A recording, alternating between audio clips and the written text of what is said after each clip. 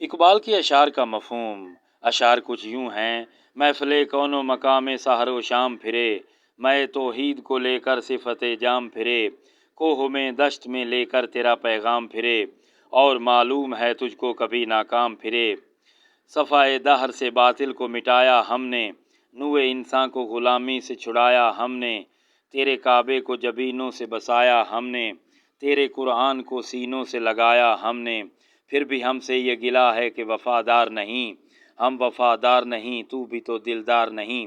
نظم شکوہ کے نشار میں اقبال کہتے ہیں کہ اے خدا، تجھے معلوم ہے کہ ایک عرصہ تک مسلمان تیرا پیغام لے کر ہمہ وقت ساری دنیا میں پھرتے رہے اور ہر فرد کو دعوت توحید دیتے رہے۔ تیرا پیغام لے کر تو وہ پہاڑوں اور صحراؤں میں پھرتے رہے، اور اس امر کا تو تجھے علم ہی ہے کہ اس عمل میں کبھی ناکام ہوئے، نہ وہاں سے ناکام لوٹ کر آئے۔ ہم مسلمانوں نے اپنی جد و جہد اور قربانیوں سے باطل کو مٹا کر سچائی کا بول بالا کر دیا اور انسان کو دوسرے انسان کی غلامی سے نجات دلائی۔ تیرے کعبے سے بتوں کو نکال کر اپنی پیشانیوں سے آباد کیا، تیرا قرآن اپنے سینوں میں محفوظ کر کے رکھا۔